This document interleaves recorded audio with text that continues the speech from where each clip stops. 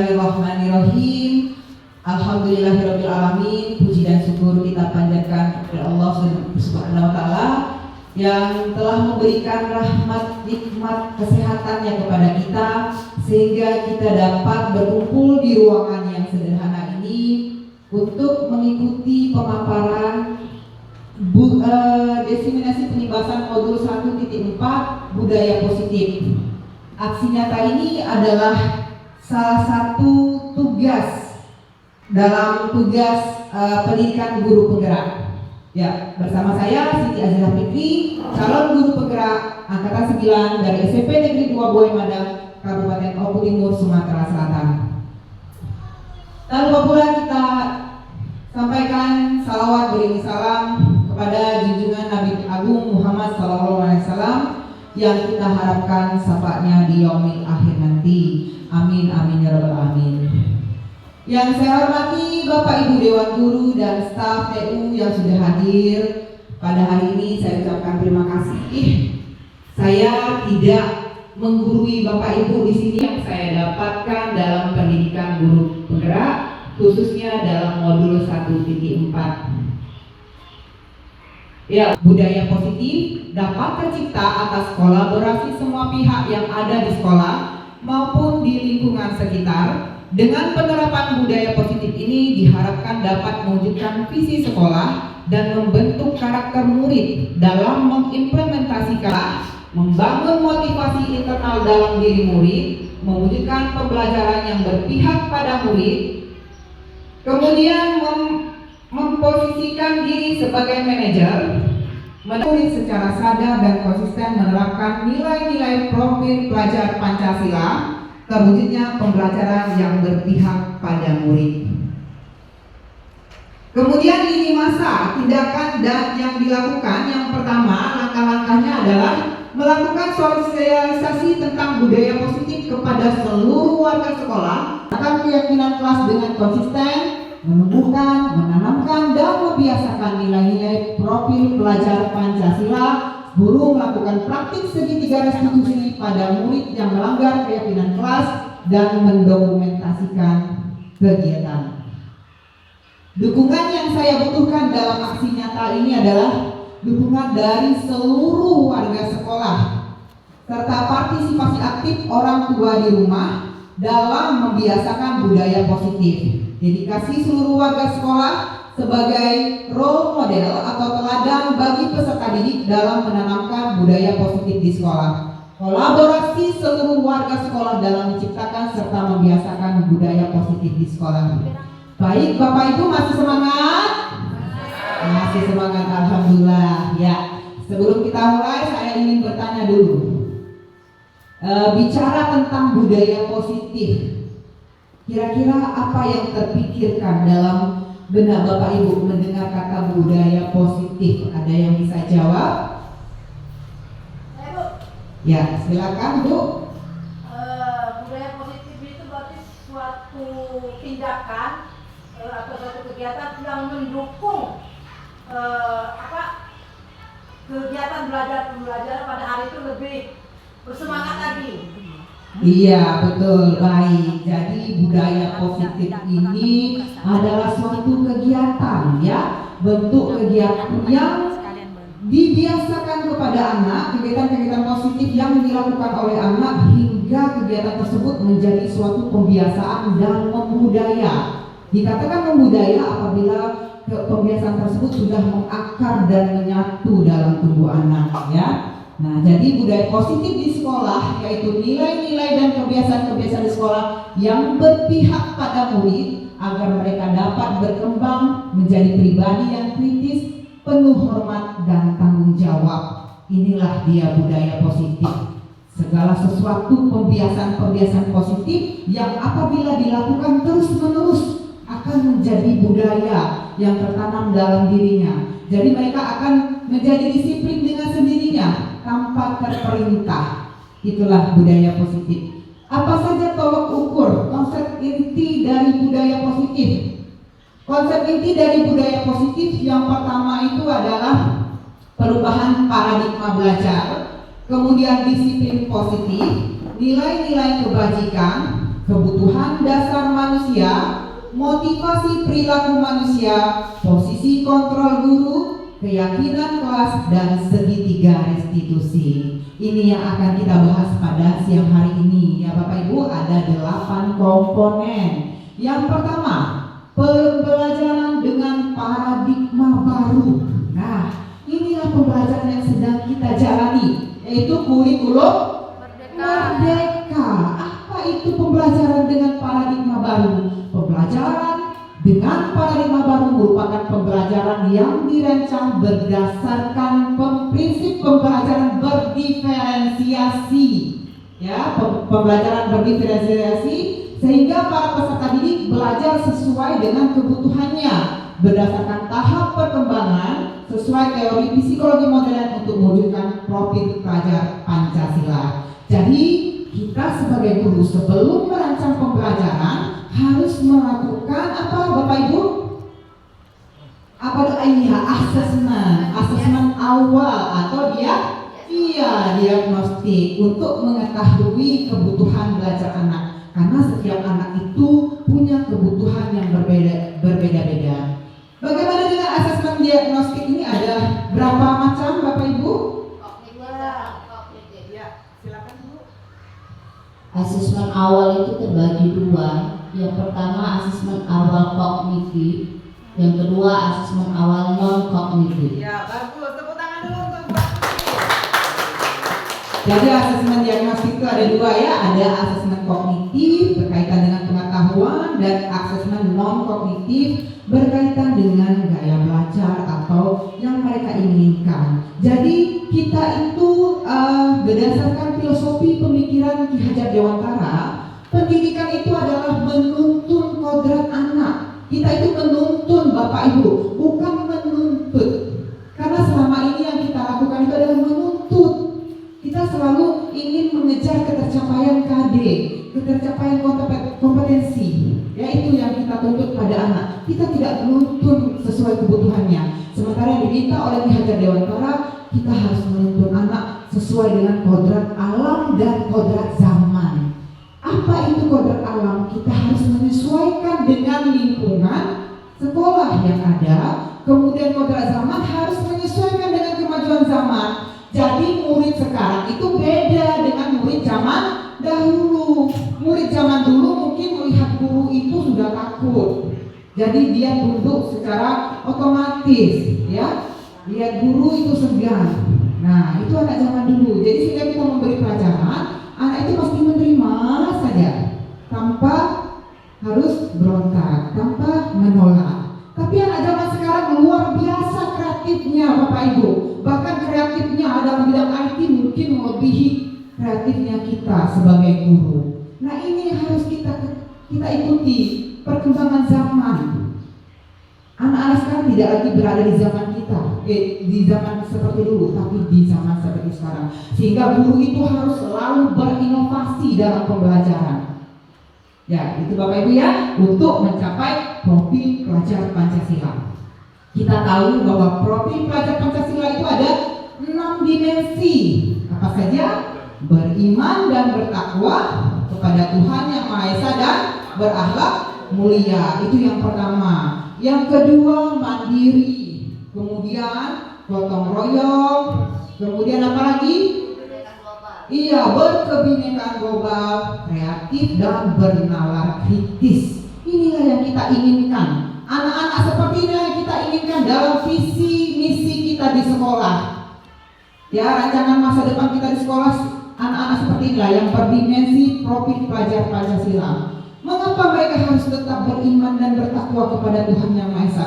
Karena untuk menangkal pengaruh-pengaruh buruk dari luar akibat kemajuan teknologi.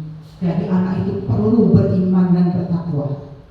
Anak itu harus mandiri, tidak tergantung dengan orang lain, dan bergotong royong. Jadi mereka sudah tahu kapan mereka harus bergotong royong, kapan tidak. Kemudian apalagi? Berkebinekaan global, bergaul tanpa memilih suku, agama, ras, dan lain sebagainya. Kemudian kreatif. Nah, ini yang paling kita harapkan masa depan adalah anak-anak yang kreatif, ya, kreatif dan juga bernalar kritis. Anak-anak sekarang luar biasa Bapak Ibu ya, kritisnya ya. Ya, berikutnya miskonsepsi tentang teori kontrol. Nah, sebelum kita belajar tentang teori kontrol, saya minta 2 orang guru bisa mempraktekkan teori kontrol. Boleh ke depan, Bapak atau Ibu? Silakan. 2 orang, saya butuh 2 orang. Ibu Uun dengan siapa kira-kira?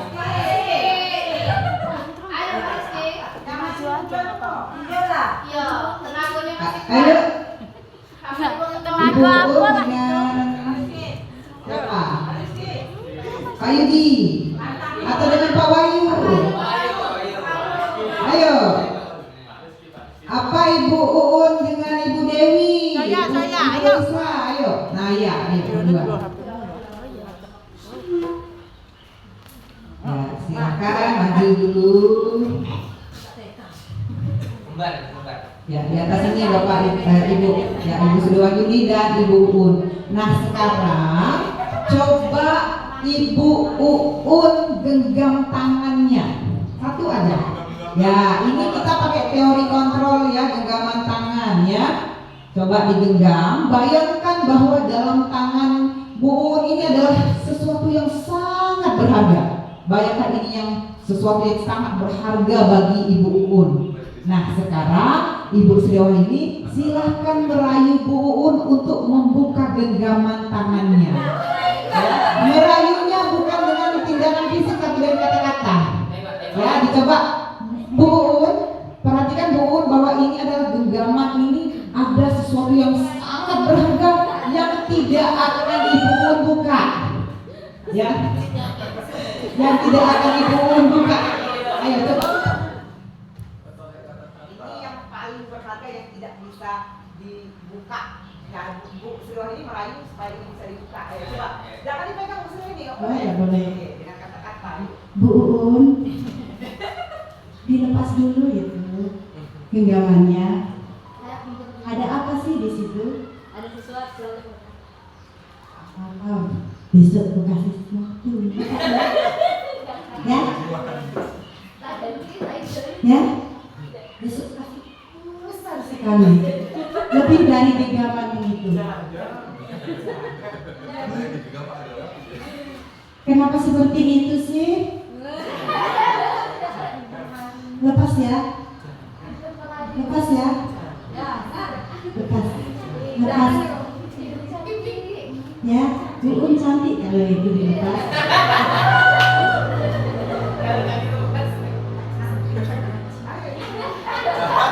Besok gajian. Lepas. Tapi nggak dipotong. Full. Bersih. Lepas ya.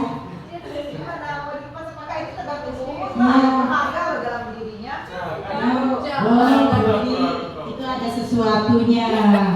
Jangan ngelirik ke situ, ada lah yang nunduk terus. Kira-kira Bu Yuni menyerah atau tidak? Kayaknya dia kuat sekali. Jadi Bu Nah, Yuni menyerah. saya menyerah aja lah. Dia kayaknya lebih kuat, malah lebih kuat. Saya lebih merayu, dia lebih kuat lidahnya. Gimana ini? Ya, tepuk tangan dulu untuk Bu Sudewahyuni dan Ibu Uun. Terima kasih. Ya, akhirnya Bu Sudewahyuni tidak berhasil membujuk Bu Uun untuk membuka genggaman tangannya. Nah, inilah teori kontrol. Bahwa apa? Pembelajaran apa yang kita dapat dari peristiwa menggenggam tangan tadi? Apa yang kita dapat pembelajarannya kira-kira? Bapak Ibu? Iya, mempertahankan prinsip. Betul sekali. Artinya apa? Kalau kita sudah punya prinsip, hanya kitalah yang bisa mengendalikan diri kita sendiri. Bu Uun tidak mau membuka kepalan tangannya itu karena kontrol dalam dirinya. Ya, dia yang mengontrol dirinya untuk tidak mau membuka. pun kalau seandainya Bu Uun membuka tangannya, dirinya juga yang mengontrol dirinya untuk membuka. Jadi kontrol itu ada pada diri kita sendiri. Inilah Bapak Ibu kadang mengapa kita menemukan murid yang sudah berkali-kali ya kita ingatkan tapi masih saja berbuat hal yang sama, kesalahan yang sama. Berdasarkan teori kontrol tersebut, ya, disinilah terjadinya miskonsepsi tentang teori kontrol. Kata Dr. William Glasser dalam kontrol teori yang kemudian hari berkembang dinamakan choice theory, meluruskan beberapa miskonsepsi tentang makna kontrol. Yang pertama adalah ilusi guru mengontrol murid. Ternyata guru bisa mengontrol murid itu hanyalah ilusi kita saja. Yang bisa mengontrol anak adalah anak itu sendiri. Ya. Kemudian ilusi bahwa semua perbuatan positif efektif dan bermanfaat. Kadang kita selalu membuat kegiatan-kegiatan yang positif, ternyata kadang diabaikan oleh murid. Kemudian ilusi bahwa kritik dan membuat orang merasa bersalah dapat menguatkan karakter. Apakah anak suka dikritik? Tidak. Nah, artinya anak juga tidak akan dikuatkan karakternya apabila kita kritik dan membuat dia merasa bersalah. Dan yang terakhir adalah ilusi bahwa orang dewasa memiliki hak untuk memaksa. Ternyata kita sebagai orang dewasa belum tentu bisa memaksa murid. Ya, kita lanjutkan dengan mengubah paradigma stimulus respon ke pendekatan teori kontrol. Nah, stimulus respon ini yang ada pada diri kita sekarang ini. Yang pertama itu realitas kebutuhan kita sama. Sementara dalam teori kontrol, realitas atau kebutuhan kita itu berbeda, Bapak Ibu. Kita sekarang kadang melihat orang sepertinya mapan. Sudah mapan mereka, tapi kenapa masih kekurangan? Itu karena kita melihat sudut pandang diri kita. Padahal kebutuhan dia dan kebutuhan kita berbeda. Jadi dalam teori kontrol, setiap kebutuhan kita itu berbeda. Nah, dalam stimulus respon, semua orang melihat hal yang sama. Sementara dalam teori kontrol, setiap orang memiliki gambaran berbeda, pandangan yang berbeda. Dan kita mencoba mengubah orang agar berpandangan sama dengan kita. Kita selalu ingin orang sama dengan kita. Padahal setiap orang punya sudut pandangnya masing-masing. Kemudian perilaku buruk dilihat sebagai suatu kesalahan, itu dalam stimulus respon. Namun kalau dalam teori kontrol, semua perilaku memiliki tujuan. Jadi setiap perilaku maupun baik atau buruk itu ada tujuannya. Kemudian orang lain bisa mengontrol saya. Sementara dalam teori kontrol, hanya Anda yang bisa mengontrol diri Anda sendiri. Kemudian pemaksaan, pemaksaan ada pada saat bujukan gagal. Nah, ini kita sering maksa murid. Pada saat dibujuk berapa kali selalu gagal, kita selalu memaksa. Sementara dalam teori kontrol, kolaborasi dan konsensus menciptakan pilihan-pilihan baru. Jadi ajak anak itu berkolaborasi, berdialog bersama kita untuk dia menyelesaikan masalahnya sendiri. Beri dia pilihan-pilihan untuk mempertanggungjawabkan kesalahannya. Kemudian model belajar menang kalah. Nah, dalam posisi ini kita selalu bilang bahwa guru lah yang selalu menang, murid kalah sehingga murid harus tunduk dengan guru. Sementara dalam teori kontrol, model berpikirnya harus menang-menang. Anak punya solusinya sendiri dan kita sebagai guru memberikan pilihan. Kita lanjut dengan disiplin positif. Nah, ini adalah salah satu dari budaya positif, yaitu disiplin positif. Kata disiplin itu berasal dari bahasa Latin yaitu disiplinia, yang artinya belajar. Ya, yang artinya belajar. Disiplin positif mengacu pada disiplin diri yang memiliki tanggung jawab terhadap apa yang dilakukannya berdasarkan nilai-nilai yang diyakini. Disiplin positif merupakan salah satu cara penerapan disiplin yang bertujuan untuk menumbuhkan kesadaran serta memberdayakan murid tanpa imbalan penghargaan, ancaman, atau hukuman. Bagaimana maksudnya di sini Bapak Ibu? Maksud disiplin positif itu adalah kita melakukan sesuatu itu atas motivasi dalam diri kita sendiri. Kita melakukan sesuatu bukan karena pengen dapat penghargaan, bukan karena ingin mendapat imbalan, tapi kita punya satu nilai yang kita yakini sehingga memotivasi dalam diri kita untuk melakukan hal tersebut. Contoh, Bapak Ibu kalau naik sepeda motor pakai apa? Pakai helm. Kenapa Bapak Ibu pakai helm pada saat berkendara motor? Iya, biar selamat. Nah, keselamatan inilah yang namanya nilai. Nilai keselamatan inilah nilai yang kita yakini bahwa dengan memakai helm kita akan selamat. Nah, jadi Bapak Ibu pakai helm itu bukan karena takut dihukum, bukan karena takut ditangkap polisi. Pakai helm bukan karena ingin dapat penghargaan, tapi Bapak Ibu pakai helm karena ada nilai yang Bapak Ibu yakini, yaitu keselamatan. Nah, ini yang kita harapkan dari anak murid kita. Mereka termotivasi dari dalam dirinya untuk melakukan sesuatu tanpa ingin dapat imbalan atau penghargaan, tanpa takut akan hukuman. Anak datang pagi-pagi ke sekolah tidak terlambat, bukan karena takut dihukum guru, tapi karena dalam dirinya ada nilai disiplin. Itulah yang dinamakan disiplin positif, ya, termotivasi atas nilai yang dia yakini. Contoh lagi berikutnya adalah pada saat corona. Nah, Bapak Ibu menggunakan apa pada saat corona? Sekolah? Iya, menggunakan masker. Kenapa Bapak Ibu menggunakan masker? Iya, biar tidak tertular penyakit dengan alasan kesehatan. Jadi kesehatan inilah yang namanya nilai. Nilai yang diyakini yaitu kesehatan. Sehingga Bapak Ibu menggunakan masker pergi ke sekolah pada saat corona. Itu nilai yang diyakini adalah kesehatan.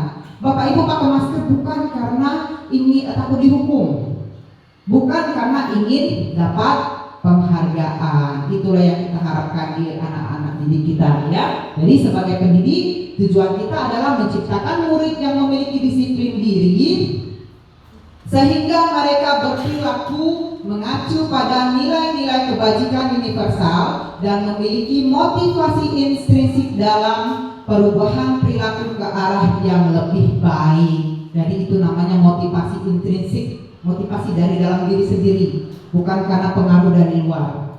Lanjut dengan nilai-nilai kebajikan. Nah, seperti keselamatan dan kesehatan tadi, itu adalah nilai-nilai kebajikan yang kita yakini, ya, nilai-nilai universal namanya. Nilai-nilai kebajikan ini adalah nilai-nilai yang disepakati bersama, lepas dari suku, bangsa, agama, bahasa maupun latar belakangnya. Itu adalah nilai-nilai kebajikan. Apa saja contohnya?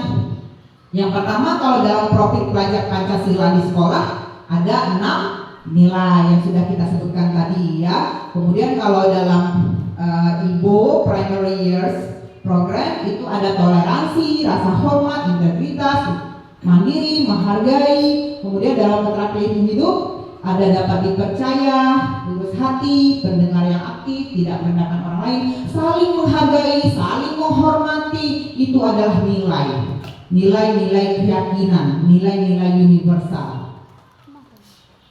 Ya, lanjut, kebutuhan dasar manusia. Nah, kita ini punya kebutuhan. Kebutuhan dasar adalah segala sesuatu yang kita lakukan untuk mendapatkan apa yang kita inginkan. Seluruh tindakan yang kita lakukan demi memiliki tujuan tertentu dan semua usaha terbaik yang kita lakukan adalah dalam rangka agar kebutuhan dasar kita terpenuhi dengan baik. Jadi kita punya kebutuhan dasar, Bapak Ibu. anak yang melakukan penyimpangan perilaku itu biasanya karena ada kebutuhan dasar yang tidak terpenuhi, baik di rumah maupun di sekolah maupun di lingkungannya. Jadi kita tidak harus serta-merta langsung memarahi anak karena perilakunya. Kita tanya dulu, mungkin ada kebutuhan dasar yang belum terpenuhi. Sama seperti kita Bapak Ibu, ya, ada kebutuhan dasar yang belum kita penuhi, pasti kita melakukan sesuatu untuk memenuhinya. Apa saja kebutuhan dasar manusia? Ada 5 kebutuhan dasar manusia. Yang pertama adalah kebutuhan bertahan hidup. Nah, ini penting, menyangkut makan, ya, rumah, dan rasa aman. Yang kedua adalah kebutuhan penguasaan, ini kekuatan, keterampilan. Kemudian kesenangan, rasa senang. Kemudian kasih sayang dan rasa diterima. Ini anak-anak kita sering ini, ya, kurang kasih sayang, nyari perhatiannya ke guru. Jadi tidak dapat perhatian di rumah, kurang kasih sayangnya, tidak terpenuhi kebutuhan kasih sayangnya, dia cari di tempat lain. Itu kebutuhan yang keempat. Dan yang terakhir adalah kebebasan. Nah, kebebasan dalam hal untuk memilih, ingin bebas untuk memilih. Kadang ada anak yang belajarnya males di kelas, harus kita selidiki dulu, kenapa dia tidur, kenapa dia malas, apa kebutuhan yang tidak terpenuhi. Mungkin dia bosan dengan cara mengajar kita, mungkin dia ingin punya pembelajaran yang lebih menarik, yang meningkatkan kreativitas dan kegiatan fisik. Itu bisa jadi. Jadi kita harus tidak langsung marah ke anak, tapi kita harus tanya dulu, biar kita tahu kebutuhan apa yang kurang pada dirinya. Ya Bapak Ibu. Nah, lanjut, ini keterangannya. Kebutuhan bertahan hidup adalah kebutuhan yang bersifat fisiologis untuk bertahan hidup. Misalnya kesehatan, makan, dan rumah.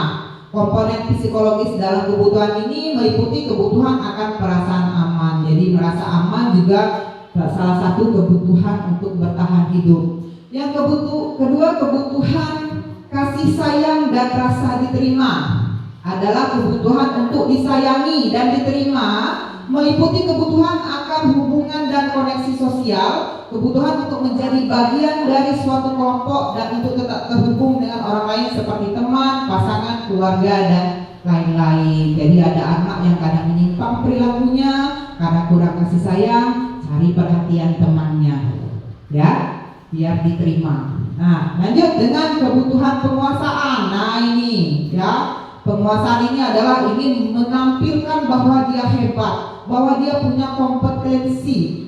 Biasanya anak-anak dengan kebutuhan penguasaan tinggi ini ingin jadi pemimpin, ya, ingin jadi pemimpin. Dan harus hati-hati Bapak Ibu, anak yang penguasaannya tinggi ini, kebutuhan penguasaan tinggi, biasanya kalau dia selalu ranking 1, tidak pernah terkalahkan, pada saat dia jatuh, tidak ranking, itu down. Ya, itu down, terus itu merasa sangat kecewa sekali, menyalahkan dirinya. Ini hati-hati Bapak Ibu dengan anak yang penguasaan terlalu tinggi. Contohnya ini ada kalau untuk menunjukkan kompetensi, contohnya anak murid kita, siapa itu Bapak Ibu? Nah, yang suka ngajak berantem temannya dengan alasan bahwa dia itu sebenarnya ingin menunjukkan bahwa dia mampu, dia punya ilmu bela diri, jadi menunjukkan kepada temannya. Ini namanya kebutuhan penguasaan atau kekuatan. Jadi berikutnya adalah kebutuhan kebebasan atau kebutuhan akan pilihan. Nah, ini yang seperti saya bilang tadi ya Bapak Ibu, anak-anak dengan kebutuhan kebebasan yang tinggi menginginkan pilihan. Mereka perlu banyak bergerak, suka mencoba hal-hal baru, tidak terlalu terpengaruh dengan orang lain. Jadi anak-anak dengan kebebasan ini ingin punya pilihan lain. Jadi seperti saya bilang tadi, dia malas belajar di kelas, mungkin dia ingin punya pilihan lain. Dia tidak suka menulis, Bapak Ibu suruh menulis, dia sukanya menggambar. Nah, harusnya kita arahkan dia untuk menggambar. Itulah perlunya pembelajaran berdiferensiasi.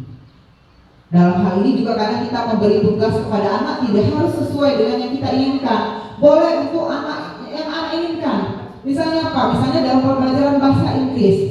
Bu, saya pengen tugasnya dalam bentuk video, silahkan. Bu, saya pengen tugasnya diupload di TikTok, silahkan. Jadi kita kasih pilihan. Bu, saya pengen tugasnya dalam bentuk PowerPoint, boleh. Nah, itu gunanya pembelajaran berdiferensiasi sesuai dengan kemampuan dan kebutuhannya. Ya, lanjut yang terakhir adalah kebutuhan kesenangan, kebutuhan untuk merasa senang ya. Kita semua tahu ya, semua anak-anak dengan kebutuhan kesenangan yang tinggi biasanya ingin menikmati apa yang ia lakukan dan berkonsentrasi mengerjakan hal yang dia senangi. Nah, ini bagus sekali Bapak Ibu. Kalau anak punya bakat melukis, dia senang dengan lukis. Kalau kita asah, itu bisa menjadi pelukis yang luar biasa. Karena dia senang melakukan itu. Ada lagi tindakan negatifnya, misalnya gini, dia suka bikin temannya nangis. Kenapa? Karena senang melihat temannya nangis. Nah, itu kebutuhan kesenangan juga. Ya, bisa dibilang itu kebutuhan akan rasa senang. Ya, contoh ini kasus pertama. Ibu Ambar, guru wali kelas 2A di SD Pelita Hati, sedang bingung menghadapi ulah salah satu murid di kelasnya yang bernama Doni. Beberapa anak di kelas 2A telah datang padanya dan mengeluhkan Doni yang seringkali meminta bekal makan siang mereka dengan paksa. Jika Anda menghadapi situasi seperti Ibu Ambar, apa yang akan Anda lakukan? Menurut Anda, kira-kira alasan apa Doni melakukan hal tersebut? Ya, bisa jadi ini gunanya kita harus cari tahu dulu ya. Si Doni kita panggil, kita ajak diskusi, mengapa kamu merampas makanan temanmu? Kalau jawaban Doni adalah jawaban yang pertama, karena lapar, ibunya tidak membawakan bekal, berarti kebutuhan apa yang belum terpenuhi? Iya, kebutuhan bertahan hidup. Dia lapar, makanya dia ngambil bekal temannya. Kita juga ada murid ya Bapak Ibu yang suka mencuri uang temannya. Nah, untuk jajan karena dia lapar, tidak dikasih uang jajan dan di rumah juga tidak makan. Kita pernah menghadapi murid yang seperti itu. Kemudian yang kedua, kalau jawaban Doni adalah merasa senang karena temannya jadi memperhatikan dia. Ini kebutuhan apa kira-kira? Kebutuhan? Iya, kesenangan ya. Karena dia senang kalau karena temannya jadi memperhatikan dia. Kira-kira ini kebutuhan apa? Kasih? Iya, kasih sayang dan ingin diterima. Nah, kalau dia merasa hebat karena temannya takut kepadanya dan menuruti segala kemauan Doni, ini kebutuhan apa? Kekuasaan atau kekuatan. Kemudian Doni bosan dengan bekal yang dibawakan oleh ibunya. Ia ingin menu yang lain. Ini kebutuhan apa? Kebebasan untuk memilih. Dan yang terakhir, ia melakukannya karena iseng dan senang melihat ekspresi kesal teman-temannya. Ini kebutuhan apa nih? Kesenangan. Jadi anak itu berperilaku, bertindak pasti ada alasannya. Pasti ada kebutuhan yang tidak terpenuhi. Begitu juga dengan anak yang disiplin, mereka juga ada motivasi di dalamnya, ya. Nah, contoh lagi kasusnya ini. Raples makan pada saat jam pelajaran berlangsung di kelas. Setelah ditanya ternyata Raples belum sarapan. Kira-kira kebutuhan apa ini, Bapak Ibu? Iya, bertahan hidup, ya, belum makan. Nah, kalau kasus kedua, Dika suka mengolok-olok Dina hingga Dina menangis. Setelah ditanya ternyata Dika suka melihat ekspresi Dina yang menangis. Ini kebutuhan apa? Kesenangan. Alhamdulillah, artinya Bapak Ibu sudah paham ya dengan 5 kebutuhan dasar manusia. Ya, ada 5 tadi Bapak Ibu ya. Kita lanjutkan. Nah, motivasi perilaku manusia. Orang yang disiplin itu pasti ada motivasi. Seperti Bapak Ibu tadi menggunakan helm pada saat di jalan raya karena ada motivasi. Motivasinya meyakini suatu nilai yaitu keselamatan, ya. yang itu timbul dari dalam diri Bapak Ibu sendiri, yaitu motivasi intrinsik. Yang pertama, kalau anak datang tepat waktu, tidak terlambat, bisa jadi anak itu menghindari hukuman. Motivasinya karena dia takut dihukum. Yang kedua, mungkin karena dia ingin dapat penghargaan. Bisa jadi. Nah, tapi dua motivasi ini ya, baik motivasi untuk menghindari hukuman dan untuk mendapatkan penghargaan, ini masih motivasi ekstrinsik, eksternal, bukan dari dalam dirinya. Ya, masih karena pengaruh luar. Nah, ada hukuman dan juga ada penghargaan. Yang kita inginkan anak itu harus ada dalam motivasi intrinsik. Mereka datang memang karena ada nilai yang diyakininya, yaitu disiplin dan bertanggung jawab, menghargai dirinya sendiri dengan nilai-nilai yang mereka percaya. Itu gunanya kita harus punya nilai-nilai yang harus diyakini siswa, yang suatu saat kita harapkan akan menjadi budaya yang positif. Lanjut, nah ini perbedaan hukuman, konsekuensi, dan restitusi. Kira-kira metode mana yang sering kita pakai? Ya, biasanya menggunakan hukuman. Nah, apa perbedaannya? Kalau hukuman itu tidak terencana, Bapak Ibu. Tidak terencana, tiba-tiba murid tidak tahu apa yang akan terjadi, bersifat satu arah, dan berupa biasanya hukuman fisik atau psikis. Contoh, si Aldi datang terlambat. Aldi datang telat, lari keliling lapangan 5 kali. Apakah sebelumnya si Aldi tahu bahwa dia disuruh itu nantinya? Tidak, itulah namanya hukuman. Anak tidak pernah dilibatkan dalam menentukan hukuman dalam pelanggaran. Itu namanya hukuman. Ini yang sering kita lakukan. Nah, mudah-mudahan kita akan bergeser ke kanan saja Bapak Ibu ya. Tidak lagi menggunakan hukuman, tapi kita mencoba untuk konsekuensi. Apa itu konsekuensi? Ya seperti hukuman juga, tapi terencana, melibatkan murid di dalamnya. Kita ajak murid, misalnya kalau terlambat 15 menit, bagaimana anak-anak solusinya? Kalau anak terlambat 15 menit, pada jam istirahat dia harus melanjutkan pembelajarannya. Jadi 15 menitnya terpotong untuk melanjutkan pelajaran. Itu namanya konsekuensi. Dan guru dalam konsekuensi ini enak jadi guru ini. Kalau dia dalam posisi konsekuensi, tinggal tahu anak terlambat, kamu terlambat 15 menit. Tahu kan konsekuensinya apa? Lanjutkan, laksanakan. Nah, tapi itu tetap membuat murid tidak merasa nyaman dan sikap guru selalu memonitor murid. Benar. Gawe kita memonitor dia terus. Sudah gawe ke belum? Ya kan? Nah, kemudian restitusi. Nah, inilah yang kita harapkan ya. Restitusi ini adalah proses menciptakan bagi murid untuk memperbaiki diri dari kesalahan, proses kolaboratif yang mengajarkan murid untuk mencari solusi sendiri. Jadi pada saat anak itu melanggar aturan sekolah, melanggar nilai-nilai keyakinan kelas, kita panggil murid itu, kita ajak berdialog, kita beritahu kesalahannya apa, biar dia menyadarinya sendiri, kemudian dia sendiri yang mencari solusi atas kesalahannya, supaya dia tahu saya ini harusnya bagaimana. Sebagai bentuk pertanggung jawab atas kesalahannya apa, biarkan dia memilih sendiri apa yang harus dia lakukan. Jadi bukan kita yang menghukum anak, guru tidak boleh menghukum anak. Ya, jadi mereka sendiri yang menemukan solusinya. Itulah perbedaan antara hukuman, konsekuensi, dan restitusi. Nah, lanjut kita dengan 5 posisi kontrol guru. Masih semangat Bapak Ibu? Masih, alhamdulillah ya. Kalau masih semangat, coba Bapak Ibu tangan kanannya coba diarahkan ke depan. Ya, diputar-putar secara jarum-jam. Putar lebih cepat, lebih cepat, lebih cepat, lebih cepat, lebih cepat, lebih cepat. Pelan-pelan.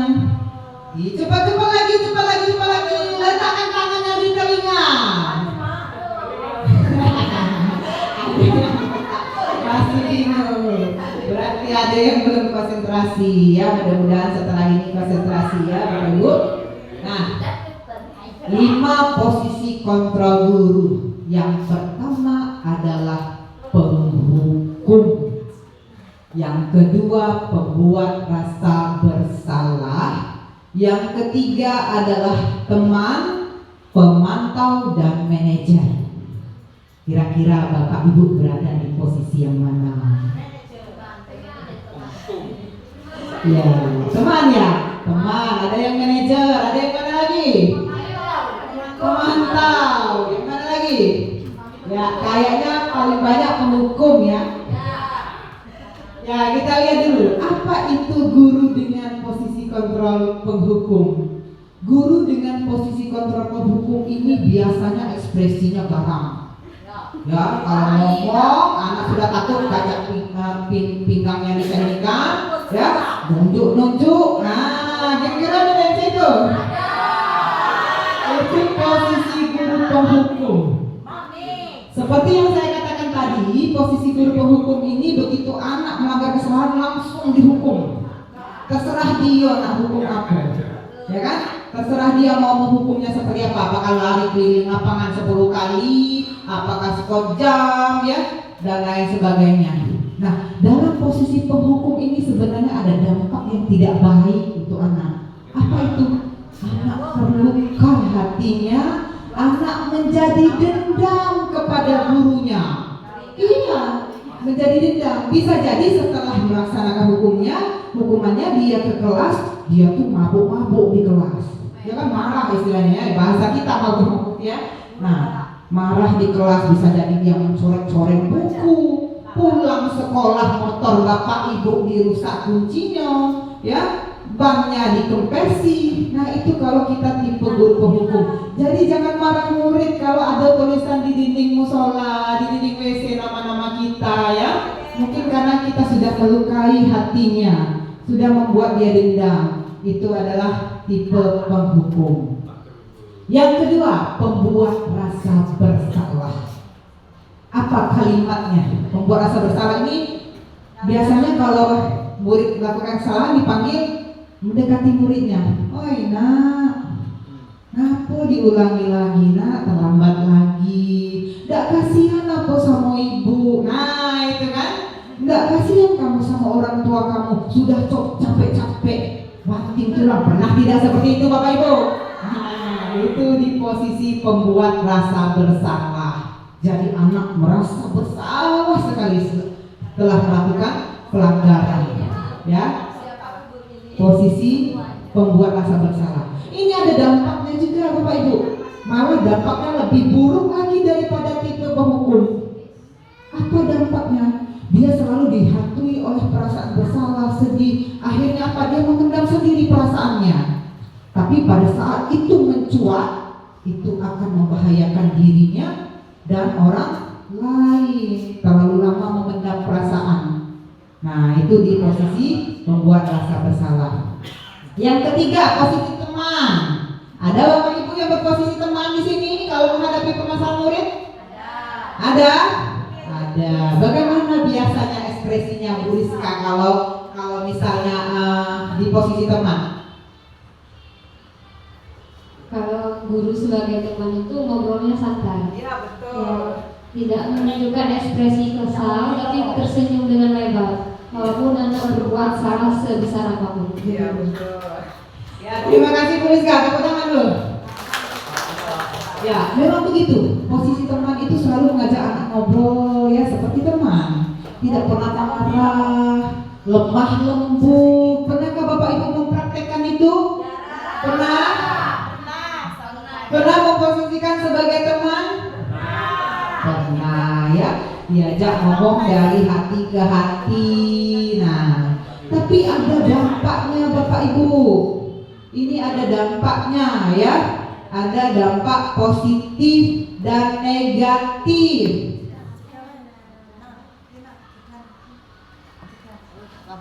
Posisi pembuat rasa bersalah. Nah sekarang posisi teman ya. Ada positif dan negatifnya. Apa positifnya? Hubungan antara guru dan murid itu terjalin dengan baik sekali. sekali. Negatifnya apa? Murid akan merasa sangat kecewa pada saat dia bermasalah gurunya tidak membelanya. Nah, itulah negatifnya. Kemudian dia hanya patuh dengan satu guru yang dia anggap sebagai teman, dengan guru lain tidak patuh. Itulah kalau di posisi teman, hanya yang dianggapnya sebagai teman saja yang dia patuhi, sementara dengan guru lain dia berulah. Nah, itu pada saat posisi kita sebagai teman.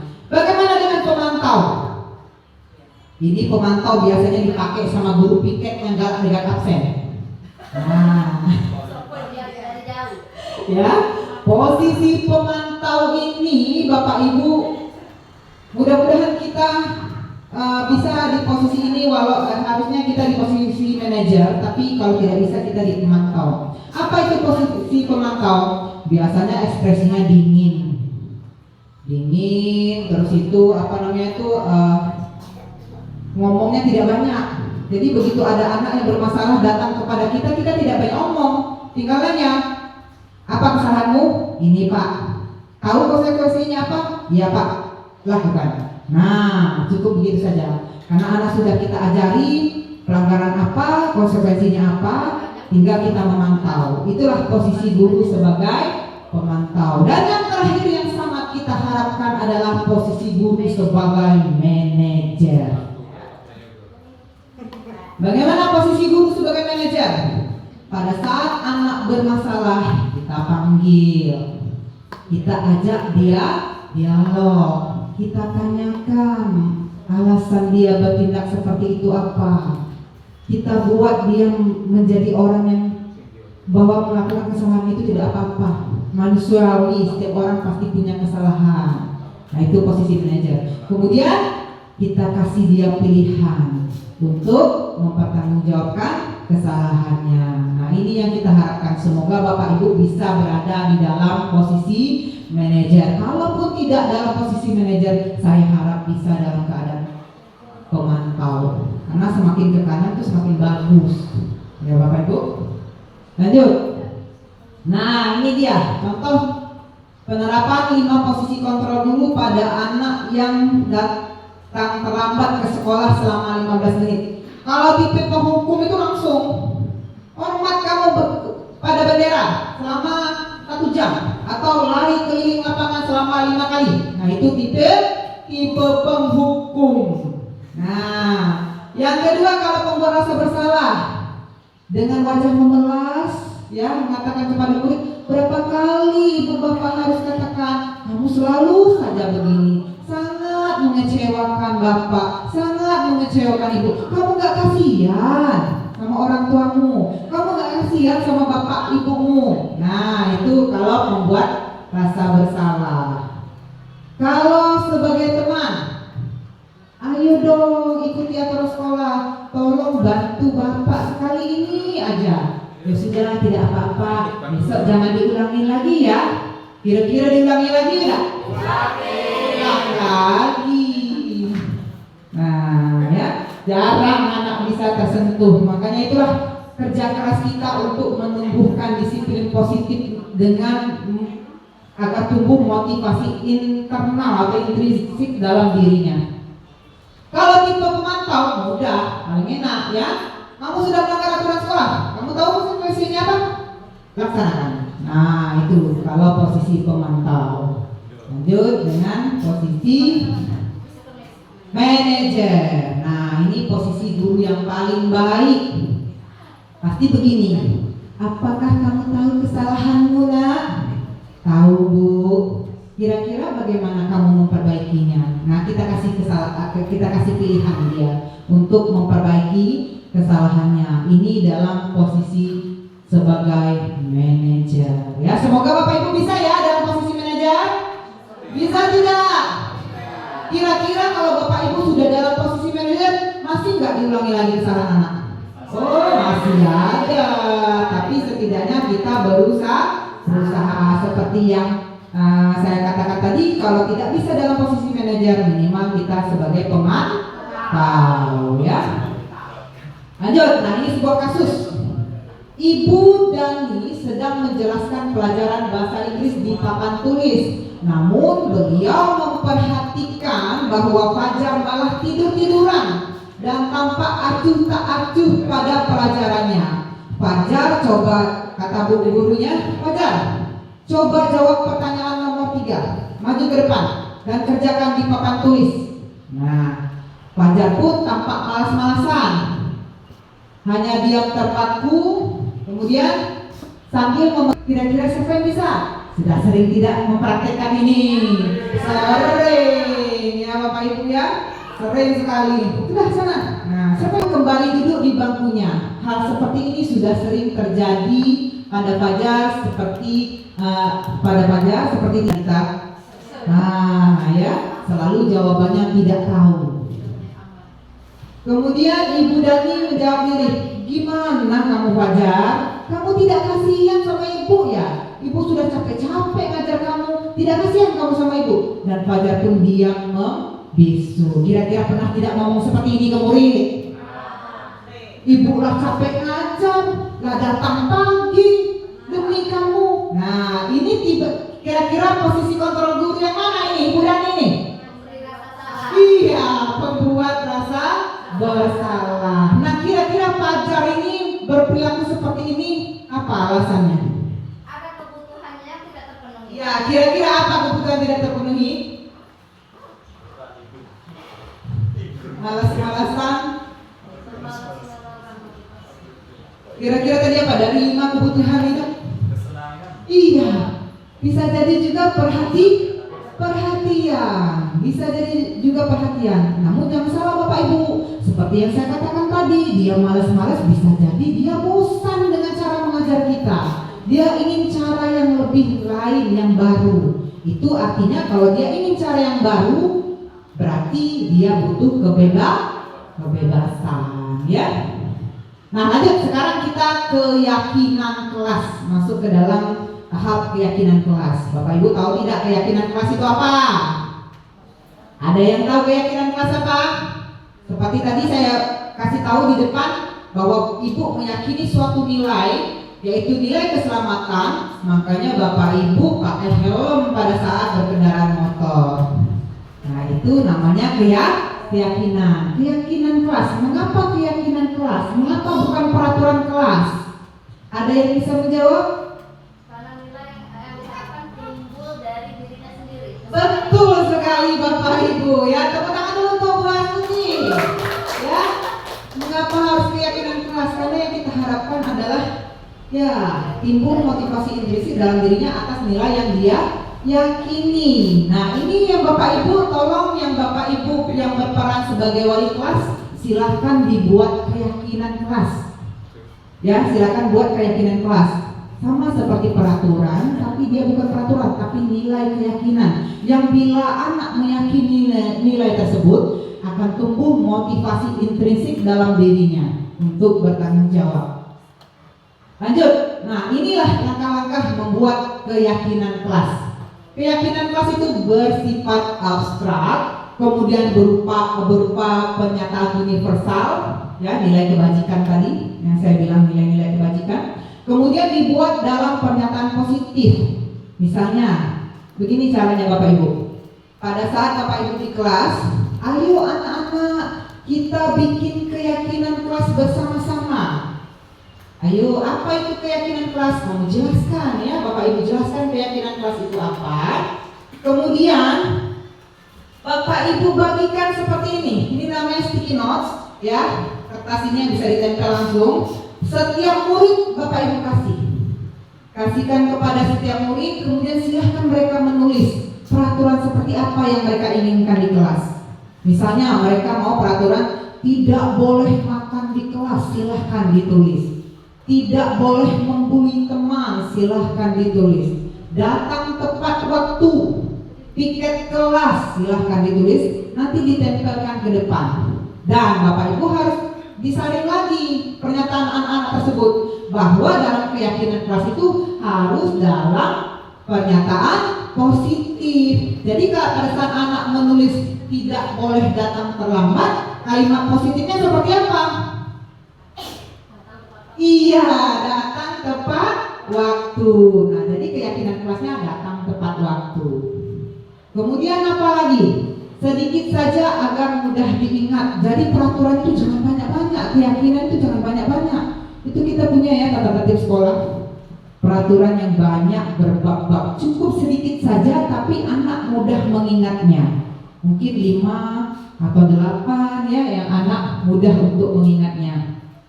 Kemudian sesuai dengan kondisi kelas dan sekolah sehingga mudah diterapkan, dan semua warga sekolah atau warga kelas dilibatkan saat membuat keyakinan kelas. Jadi setiap anak dikumpulkan, mereka membuat keyakinan kelas ya seperti apa, ditempelkan di papan tulis. Setelah itu wali kelas akan menyaringnya menjadi kalimat-kalimat yang positif.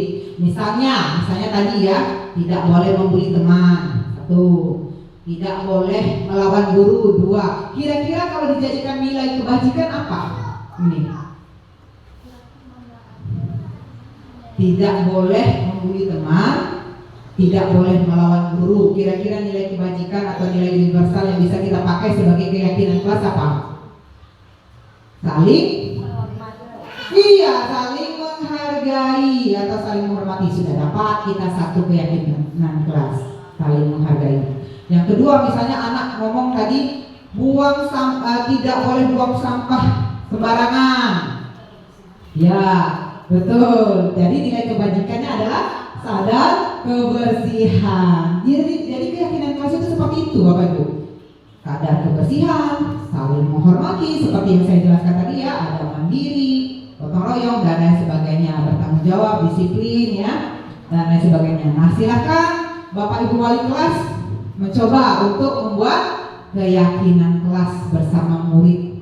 Karena kalau dia sudah paham dengan keyakinan kelas, pada saat dia melanggarnya, kita tinggal tanyakan saja keyakinan mana yang dia langgar. Silakan dia menentukan sendiri bentuk pertanggungjawaban atas kesalahannya.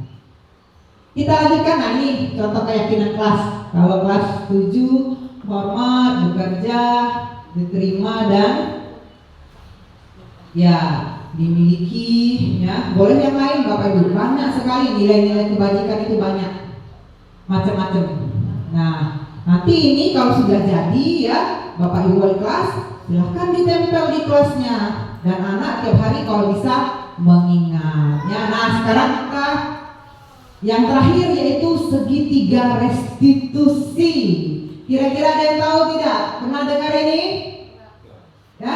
Iya, bahkan guru BK saja belum tahu restitusi apa. Ini fasilitator kami juga mengatakan guru BK saja tidak tahu restitusi apa. Nah, ini yang kami dapat dalam pendidikan guru penggerak, yaitu segitiga restitusi adalah suatu proses dialog yang dijalankan oleh guru agar dapat menghasilkan murid yang mandiri dan bertanggung jawab.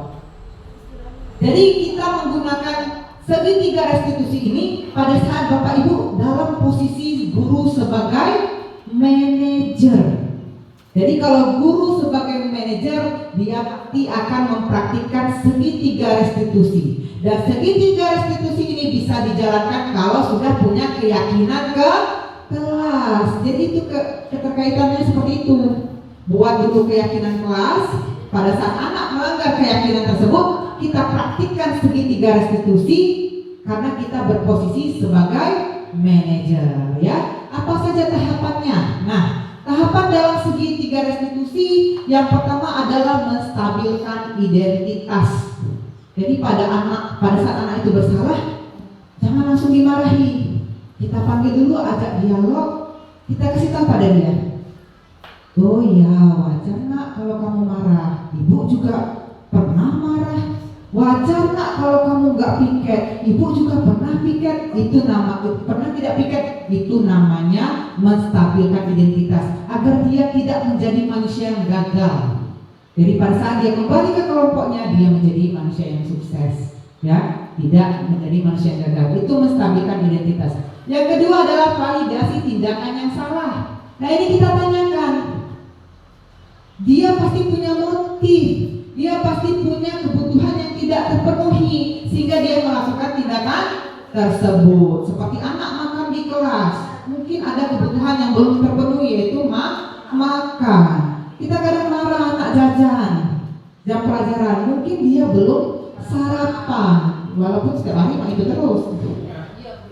Ya kan?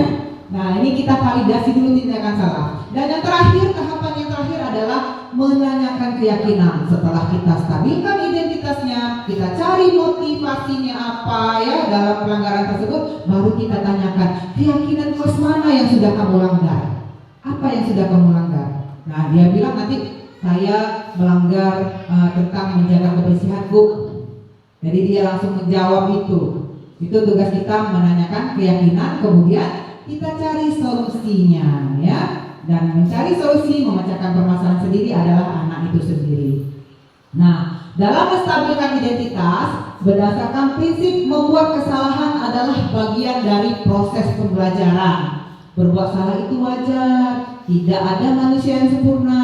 Nah, ini kata-kata yang sering kita gunakan apabila kita ingin menstabilkan identitas. Ibu tidak mau mencari siapa yang salah, tapi ibu ingin mencari solusi dari kesalahan, dari masalah ini. Kamu berhak merasa begitu. Nah, ini kalau kita dalam tahap menstabilkan identitas. Kira-kira anak kalau diberi pertanyaan seperti ini senang tidak? Senang ya. Kemudian validasi tindakan yang salah berdasarkan prinsip setiap perilaku berupaya memenuhi suatu kebutuhan tertentu. Ini dalam validasi tindakan salah, kamu pasti punya alasan untuk melakukan ini. Kita tanya penyebabnya apa dia melakukan itu, pasti ada sebabnya. Semua tindakan pasti ada penyebabnya ya. Kemudian yang terakhir, menanyakan keyakinan. Nah, kan kita sudah punya keyakinan kelas. Begitu anak melanggar peraturan, melanggar keyakinan kelas, kita praktikkanlah segitiga restitusi ini. Dan yang terakhir adalah menanyakan keyakinan berdasarkan prinsip teori kontrol bahwa pada dasarnya kita termotivasi secara intrinsik. Jadi kita tanyakan keyakinan kelas apa yang sudah kamu langgar, apa yang kita percaya sebagai kelas atau keluarga, apa nilai-nilai umum yang telah kita sepakati. Nah, nanti dia menjawab sendiri bahwa dia sudah melanggar keyakinan kelas yang A, yang B, yang C, dan D. Setelah itu baru kita kasih dia pilihan. Itulah restitusi, memberi dia pilihan untuk bertanggung jawab atas kesalahannya. Misalnya itu tadi, dia datang terlambat 15 menit dan dia melakukan bentuk tanggung jawabnya atas kesalahannya itu, dia pada saat jam istirahat dia 15 menitnya belajar ya. Nah, ini contoh praktik segitiga restitusi yang sudah saya jalankan. Oh, ini belum di-bluetooth ya. Akhirnya, dia datang tepat saat bel masuk kelas berbunyi. Ketua kelasnya mengadukan hal tersebut kepada guru karena Aulia tidak menjalankan keyakinan kelas.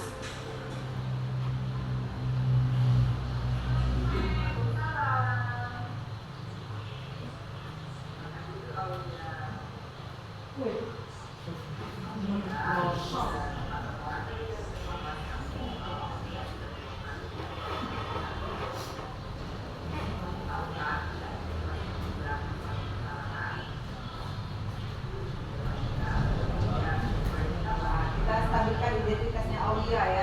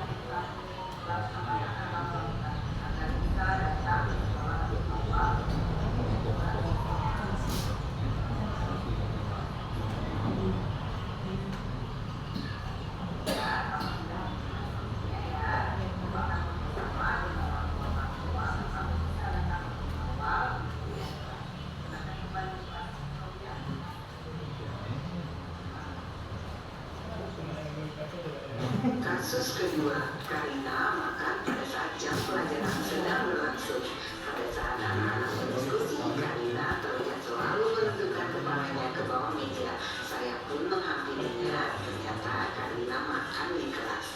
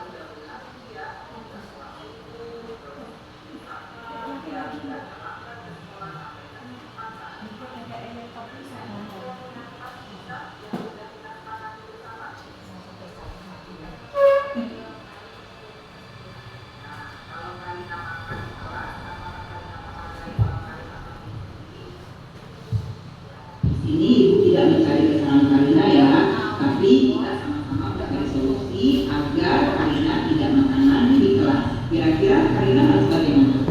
Karina akan berusaha bangun lebih awal kalau bisa habis tersebut tidak tidur lagi agar bisa sarapan sebelum berangkat sekolah. Baik, kira-kira kapan Karina mulai melaksanakan yang Karina katakan tadi? Dari subuh. Baik, ibu harap Karina menjadi anak yang jauh lebih baik lagi ya, dan mentaati keyakinan kelas yang sudah kita sepakati bersama dan tidak mengulanginya lagi. Ya, terima kasih.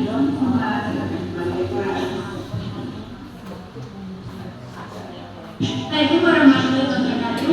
Nama saya Aulia Nurmani dari Institut Anak dan dari kelas SD. Terima kasih Bu Aditya, saya sangat senang karena saya diajak diskusi untuk menemukan solusi atas kesalahan yang saya lakukan.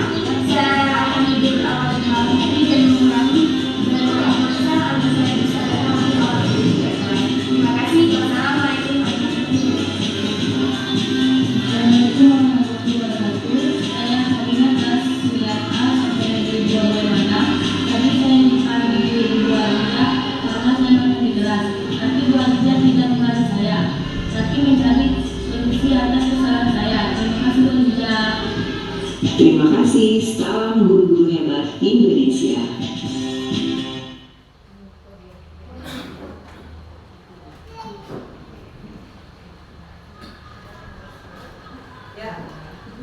Itulah tadi praktek segitiga restitusi yang sudah saya jalankan bersama murid saya ya. Semoga Bapak Ibu di sini bisa mempraktikkannya. Kira-kira bisa tidak Bapak Ibu? Ya, kita coba ya Bapak Ibu ya, supaya kita tidak lagi menjadi tipe guru yang penghukum ya. Paling tidak kita berada dalam pemantau dan perlahan menjadi manajer. Nah, sebagai penutup, dalam penerapan program disiplin positif, hendaknya seorang guru memiliki standar kepribadian, profesional dan sosial yang baik. Guru mampu merefleksikan dirinya dalam posisi kontrol saat ini, bagaimana perjalanan dirinya sebagai among atau manajer yang menuntun murid-muridnya menjadi insan yang mandiri, merdeka, dan bertanggung jawab. Ini sesuai dengan standar pendidikan nasional kita ya. Terima kasih Bapak Ibu atas perhatiannya, atas kehadirannya pada hari ini. Terima kasih banyak. Semoga apa yang saya sampaikan tadi bermanfaat bagi kita semua dan bisa kita terapkan di anak-anak didik kita di sekolah ini. Saya akhiri dengan wassalamualaikum warahmatullahi wabarakatuh.